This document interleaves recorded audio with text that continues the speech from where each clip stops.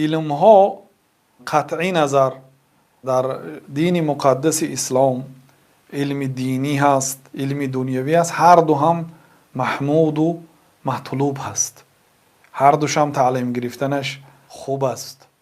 و لیکن هر یک علم برای خود فضیلت خاص دارد. یعنی علم ها در یک وزن نیست، مرتبه همه علم ها برابر نیست.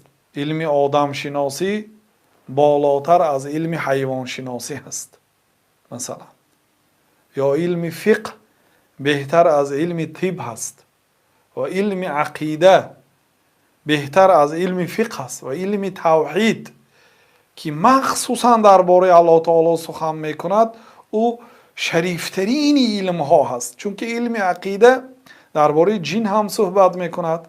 حتی اگر کتاب های عقیده را خوانید، من امام طحاوی عقیده امام ابو حنیفه رحمت الله علیه و عقیده قاضی ابو یوسف شاگرد پیش قدم امام ابو حنیفه و عقیده امام محمد ابن حسن شیبانی رضوان الله علیهم اجمعین را در عقیده طحاوی که اصلا یعنی عقیده از نگاه مذهب حنفی هست اون بیان کردم. در یک جملهش گفتن که و نرى المسح على الخفین فی السفر والحضر. ما یعنی اهل سنت و الجماعت از جمله مذهب حنفی جایز می شماریم مسح کشیدن به مسحی را در سفر و در حضر. گفتن در سفر و در حضر مسح کشیدن به مسحی را جایز می شماریم. مسح کشیدن به مسحی اصلا مسئله عقیدوی نیست، لیکن برای چی در کتاب عقیده ذکر کردن؟ بله اصلا عقیدوی نیست، لیکن با رفت زمان عقیدوی شد. چون که مردم رافضه به پای لوچ مسح میکشن که این نادرست است و طهارتش هم طهارت نه، نمازش هم نماز نه. و مسحی 40 حدیث خیلی که امام محمد گفتن که در با آیدی مسح کشیدن به مسیح در قلب میگان شبهه نیست. 40 حدیث از پیامبر صلی الله علیه و سلم ثابت شده است. گفتن مسح کشیدن اصلا به مسیح این یک عمل فقهی هست، یک علم فقهی هست، لیکن در کتاب های عقیده ذکر میکنه علما.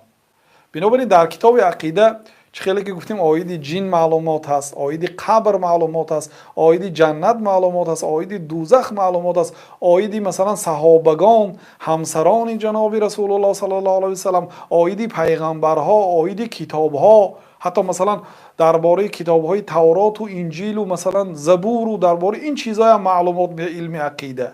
علم عقیده علمی وسیع هست، لیکن علم توحید که در داخل علم عقیده هست و شریفترین علم ها هست، او درباره الله تعالی سخن میگه. فقط درباره کارهایش، نامهایش، صفاتهایش، عظمتش، جلالتش، قدرتش. یک علم مثلا علمی اگر ستاره شناسی را گیرید، آیید یا مخلوق ستاره ها معلومات میگیرید، یا درباره آفتاب و ماهتاب و مثلا یا هوا و آب و یا زمین سنجی و خاک سنجی و مثلا یا علم فیزیک، علم طبیعت، علم بیولوژی، زولوژی انسان. این علم ها همش علم های دنیوی هست. یعنی شرفی هر یک علم بنابر شرفی معلوماتش. درباره چی معلومات میتید؟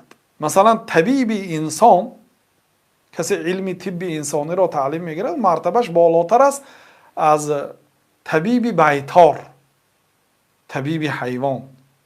چون که علم بیطاری آید علاج عضو بدن حیوان معلومات میدهد، علم طب آید علاج یعنی بدن انسان معلومات میده، مرتبه اینش بلند است.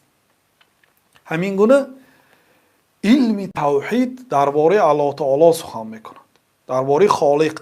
دیگه همه علم ها درباره مخلوق ها، جنت هم مخلوق است، دوزخ هم مخلوق است، فرشته ها هم مخلوق است، پیغمبرها هم مخلوق است، جن ها هم مخلوق است. یعنی درباره دیگر مخلوق ها علم ها معلومات میده، اما علم توحید درباره خالق معلومات میده. بنابراین اون شریفترین علم ها هست.